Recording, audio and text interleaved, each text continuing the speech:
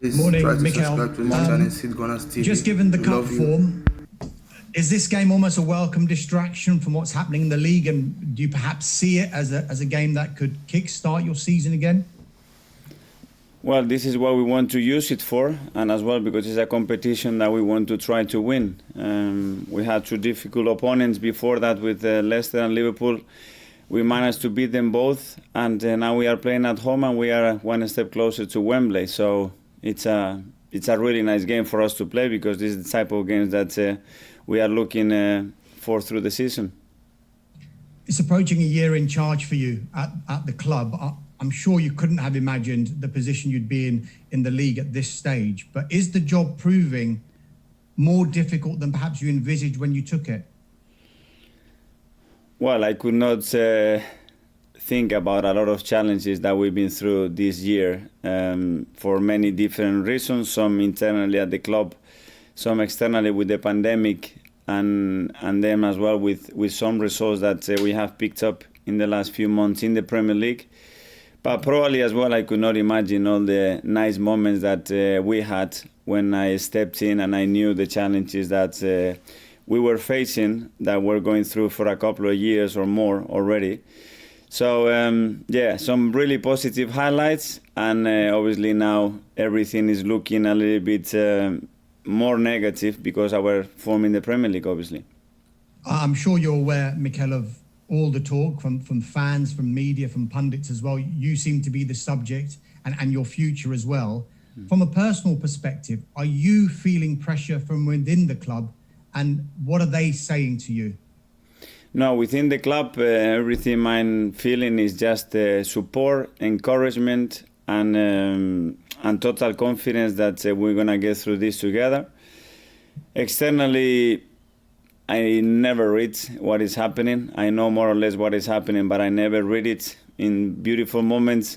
Don't read it in difficult moments. I don't read it. I just try to focus on the job and what I have to do. But obviously, a club of this stature deserves the best. And when it's not happening, everybody's going to question what is happening. And obviously, I'm the most responsible one in terms of results. So I have to accept that, obviously. It seems crazy to say, but some Arsenal fans are genuinely worried about relegation. Are you worried?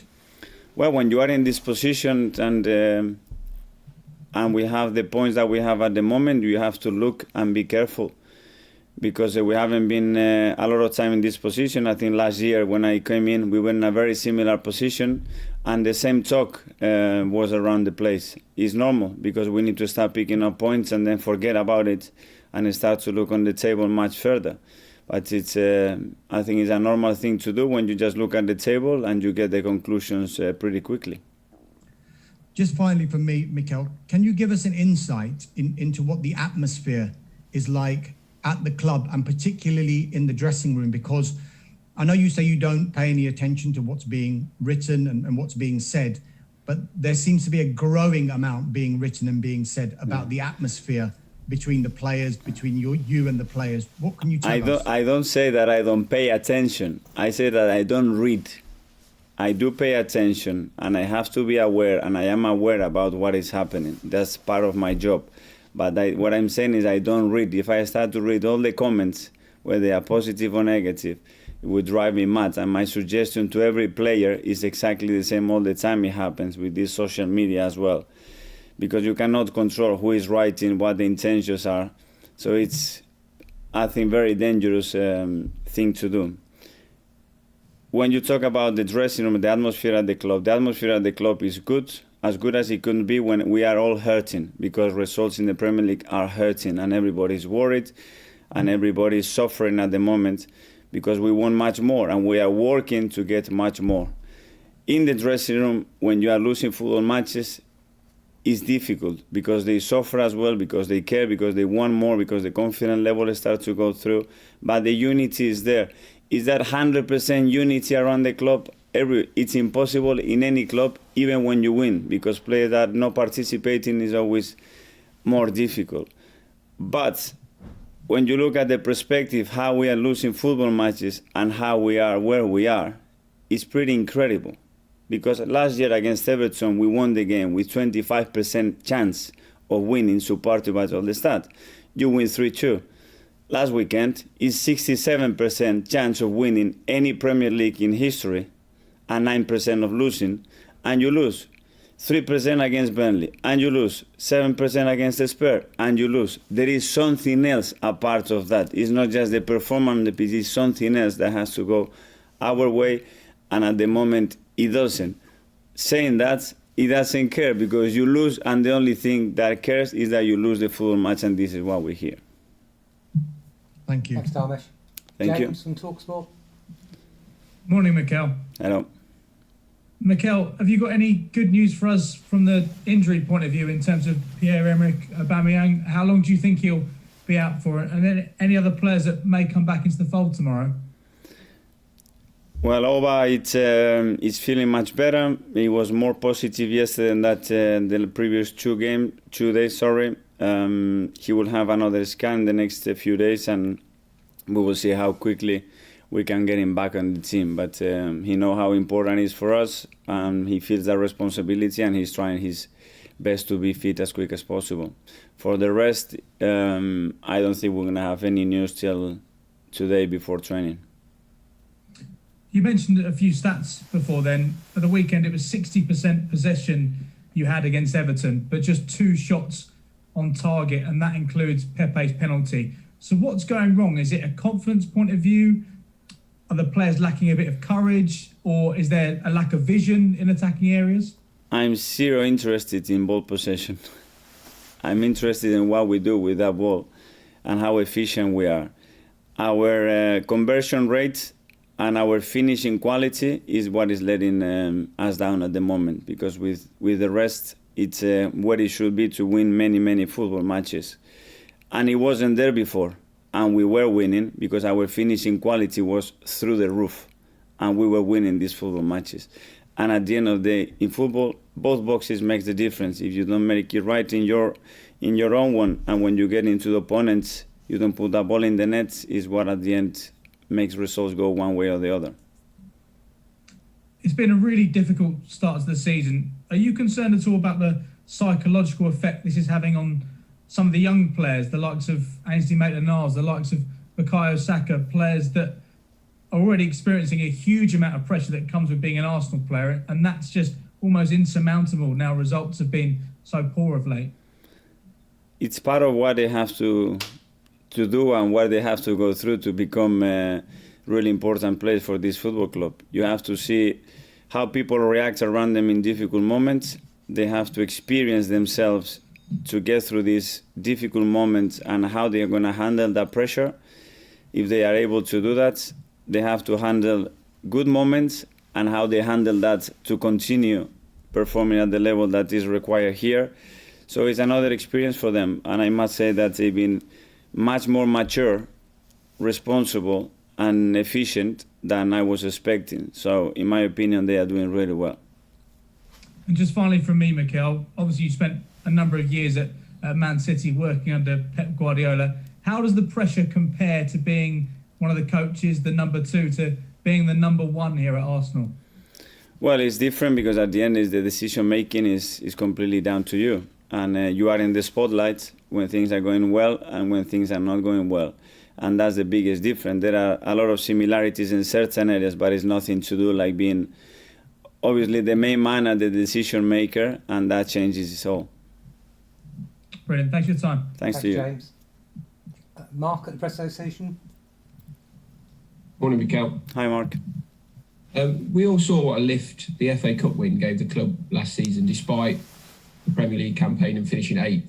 Given what's happening in the league at the moment, would going all the way in the Carabao Cup be enough for you and the club this season? It's not being enough isolating just one competition. We will have to play every competition to try to win it. Last year we managed to win 2 of those, and we have a really nice opportunity because we've done really well in the competition this year, and tomorrow's game is another step forward to be closer to winning another trophy, and this is what we are going to try to do. But that doesn't mean that then it's going to reflect on the rest, or it's going to look better, because at the moment, whatever happened in any other competition, what we do in the Premier League is nowhere near where we should be.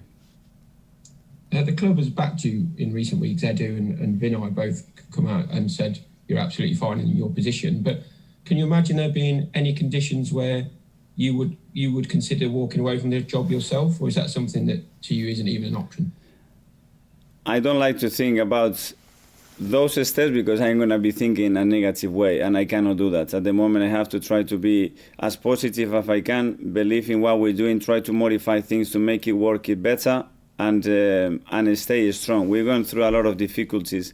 Last thing we want to be thinking is a lot of more problems coming up in the next few months. I'm not in that state of mind.